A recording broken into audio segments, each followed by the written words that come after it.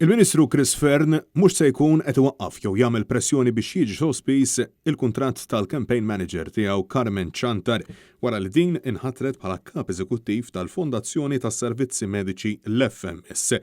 Mistoqsi mill-ġurnalisti waqt konferenza tal-aħbarijiet, Fern ammetta illi l-Awditur Ġenerali kien informa lill-Gvern li kien hemm irregolaritajiet fil-kuntratt ta' Chantar, kuntratt li jiggarantila salarju ta' madwar 700,000 euro għal 5 snin.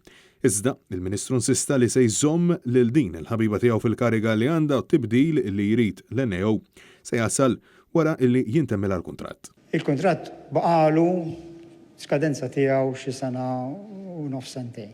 U la darba jiskadu il-kontratti li huma hemmhekk b'mod legali, jorbtu b'mod legali. La darba jiskadu dawn il-kontratti u dan qbilnieh ukoll mal-NEO il-ħatriet il-ġodda jsiru skont ir-rakkomandazzjonijiet tal-NEO.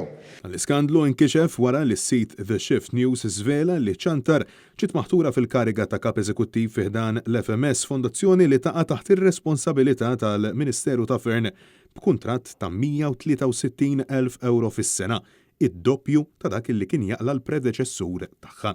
Is-sikkat mill-ġurnalisti sabiex iwieġeb, Fern baqa' jinsisti li Chantar mhux se jkun qed jitwaqqfilha l-kuntratt filwaqt li ħarab milli wieġeb id-domandi tal-ġurnalisti billi insinwa illi qed jagħmlu d-domandi dwar il-każ għaliex Chantar hi militanti laburista. Sibuha diffiċli għax persuna laburista ma tistax tkun f'pożizzjoni f'kariga illi ġġor salarju.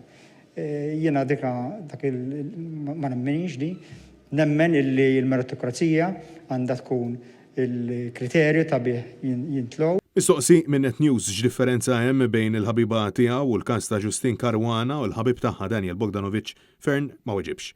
Ta' meta Justin Caruana tirreżenja fuq kuntratt ta' 15,000 euro ferm u ferm inqas minn dak li qed iddaħħal Carmen Chantar. Madra kollu il-Ministru tas-Saħħa ġustifika s-salarju ta' Chantar billi saħaq illi l-karigi ta' żewġ persuni huma totalment differenti. Aħna qed nitkellmu fuq salarju. Qed nitkellmu fuq salarju ta' CEO tal-FMS li huwa salarju li huwa komparabbli ma' salarji ta' CEOs f'istituzzjonijiet oħra. Net News fl-aħħar sigħat għamel kuntatt mas segretarju permanenti tal-Finanzi Alfred Camilleri li insista li huwa qatt ma kien involut u qatt ma approva ebda pakkett finanzjarju rigward l-impjeg ta' Carmen Chantar filwaqt li s-segretarju permanenti tas-Saħħa Joe Rapa għamel bħalli mal-lem tiegħu Chris Fern u farfara fuq il-bord tal-FMS.